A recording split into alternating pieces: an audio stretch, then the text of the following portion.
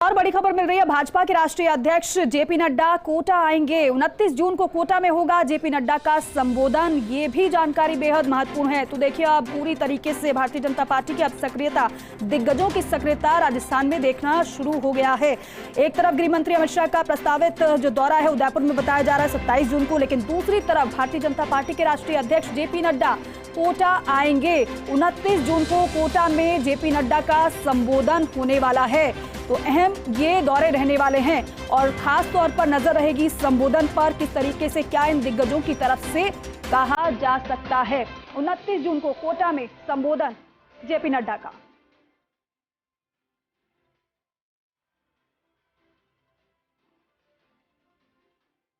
तो देखिए, भाजपा के राष्ट्रीय अध्यक्ष जेपी नड्डा कोटा आएंगे। कोचिंग सिटी जिसे कहा जाता है, कोचिंग हब जिसे कहा जाता है, 29 जून को कोटा में जेपी नड्डा का संबोधन होने वाला है। हालांकि ये भी जानकारी जुटाई जा रही है कि और भी उनका क्या कार्यक्रम वहां पर रहेगा, क्या किसी से मुलाकात रहेगी, और कोटा में जब संबोधन हो रहा है तो क्या स्टूडेंट्स से वो मिल सकते हैं या फिर किसी अन्य से मुलाकात। संबोधन में कितनी बड़ी संख्या में लोग पहुंचेंगे और क्या उद्देश्य इस संबोधन का। क्या मोदी सरकार के 9 वर्ष पूरे होने के उपलक्ष्य में भारतीय जनता पार्टी की तरफ से जो कार्यक्रम किए जा रहे हैं, क्या यहाँ पर भी कुछ ऐसा ही कार्यक्रम रहने वाला है। क्या उसी के तहत संबोधन जेपी नड्डा का होने वाला है या फिर इससे इतर कोई कार्यक्रम होगा जिसको वो संबोधित करेंगे। कौन कौन इसमें मौजूद रहेगा, ये भी देखना दिलचस्प होगा। 29 जून को कोटा में जेपी नड्डा का संबोधन है।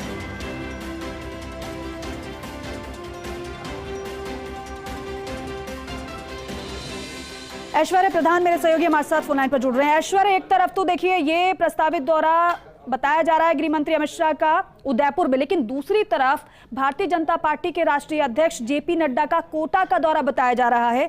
संबोधन उनका होगा 29 जून को। ये पूरा कार्यक्रम उनका क्या रहने वाला है ये भी बताइएगा, लेकिन साथ ही साथ इसके मायने भी समझाइएगा।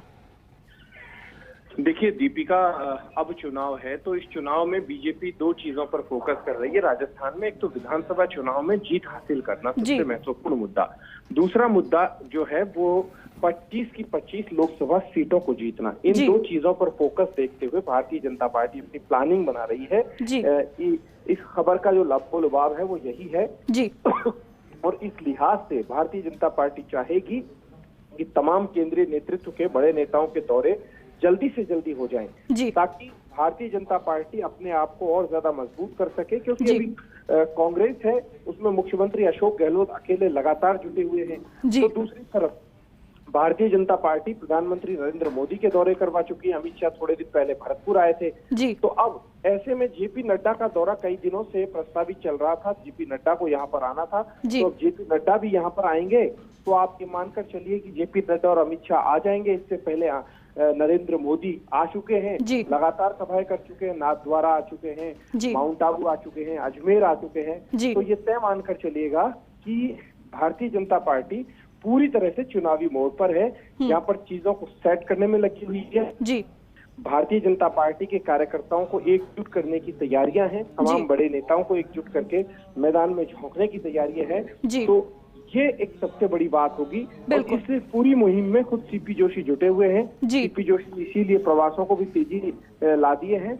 और उनके अलावा दूसरे नेताओं में बात करें तो नेता प्रतिपक्ष राजेंद्र राठौड़, जो कि एक बड़े रणनीतिकार माने जाते हैं, वो भी इस पूरे जो बड़े नेताओं के कार्यक्रम हैं उनमें उन्हें भी बड़ी जिम्मेदारी दी जाती है। जी ठीक है ऐश्वर्य, बहुत शुक्रिया इस जानकारी के लिए।